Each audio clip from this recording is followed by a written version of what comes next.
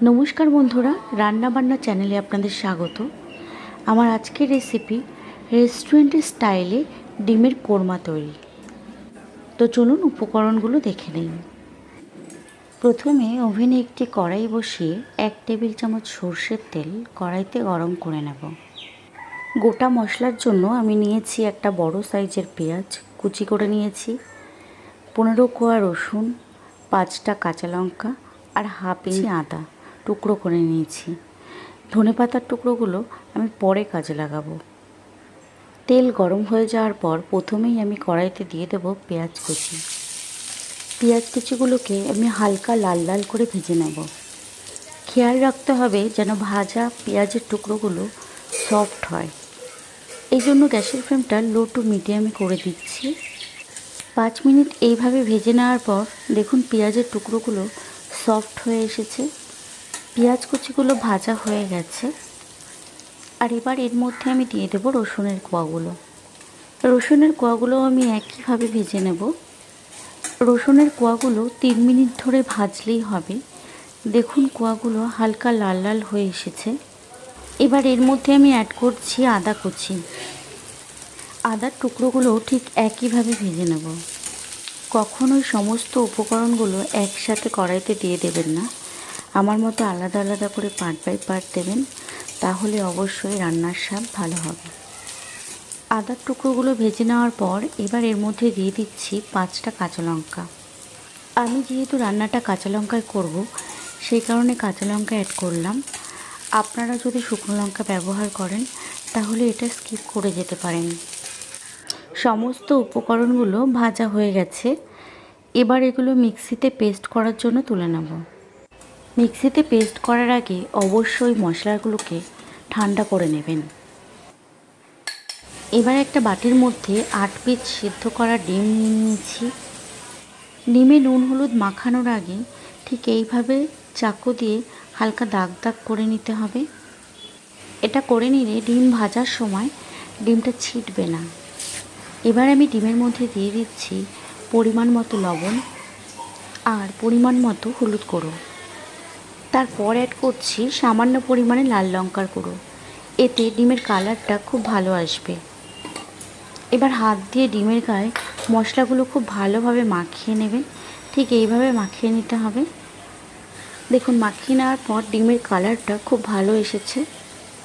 এবার কড়াইয়ের মধ্যে আরও অল্প পরিমাণে তেল আমি অ্যাড করে দিচ্ছি।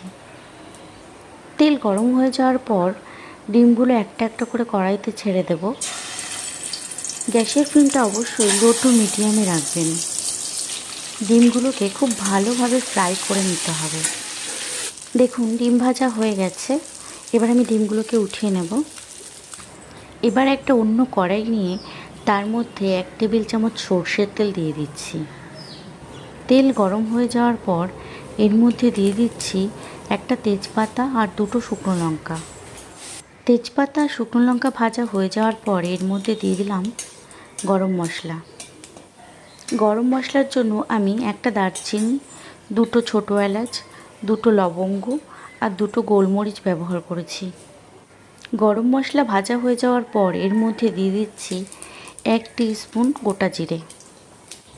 এবার খুন্তি দিয়ে একটু ভালোভাবে নাড়িয়ে চাড়িয়ে নিচ্ছি যেন সমস্ত মশলাগুলো খুব ভালো করে ভাজা হয়ে যায়।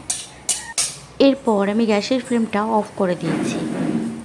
এবার আমি অ্যাড করব পরিমাণ মতো লবণ আর পরিমাণ মতো হলুদ গুঁড়ো। তারপর অ্যাড করব 1 চামচ জিরের গুঁড়ো আর 1 চামচ ধনের গুঁড়ো। এরপর অ্যাড করছি 1 চামচ কাশ্মীরি লঙ্কার গুঁড়ো। এবার আমি যে ভাজা মশলাটা পেস্ট করে রেখেছিলাম সেটা এর মধ্যে দিয়ে দেব। গ্যাসের ফ্লেমটা কিন্তু এখনও আমার অফই আছে। নাড়িয়ে চাড়িয়ে মশলাগুলো খুব ভালোভাবে মিশিয়ে নেওয়ার পর গ্যাসের ফ্লেমটা লো টু মিডিয়ামে করে দিচ্ছি। এবার মিক্সির মধ্যে সামান্য পরিমাণে জল নিয়ে সেটা এর মধ্যে দিয়ে দিলাম। মশলাটা ঠিক ততক্ষণ ভাজতে হবে যতক্ষণ না পর্যন্ত মশলা থেকে তেল বের হচ্ছে। এবার এর মধ্যে 1 টেবিল চামচ টক দই দিয়ে খুব ভালোভাবে মিশিয়ে নিয়েছি। মশলা থেকে তেল ছেড়ে দেওয়ার পর এর মধ্যে পরিমাণ মতো জল দিয়ে দিচ্ছি। জল ফুটে যাওয়ার পর তার মধ্যে ছেড়ে দিচ্ছি ভাজা ডিমগুলো। ডিমগুলো একটা একটা করে এর মধ্যে ছেড়ে দিতে হবে। সমস্ত ডিমগুলো দেওয়া হয়ে গেলে এইভাবেই 10 মিনিট হতে দেবেন। যেহেতু ডিমগুলো আগে থেকে সিদ্ধ করে ফ্রাই করা হয়ে গেছে, তো অতিরিক্ত আর কোনো রান্না করার কিছু নেই। সেই কারণে 10 মিনিট পর ধনে পাতা কুচি দিয়ে আমি এটাকে নামিয়ে নিচ্ছি। ঠিক রেস্টুরেন্টের মতো ডিমের কোরমা এখন রেডি হয়ে গেছে। এবার আমি এটাকে নামিয়ে পরিবেশন করে দেব। আমার ভিডিওটা ভালো লাগলে লাইক, কমেন্ট আর শেয়ার করতে ভুলবেন না। আর নতুন নতুন ভিডিওর আপডেট পাওয়ার জন্য আমার চ্যানেলটিকে সাবস্ক্রাইব করুন। আজকের মতো এই পর্যন্ত। ধন্যবাদ।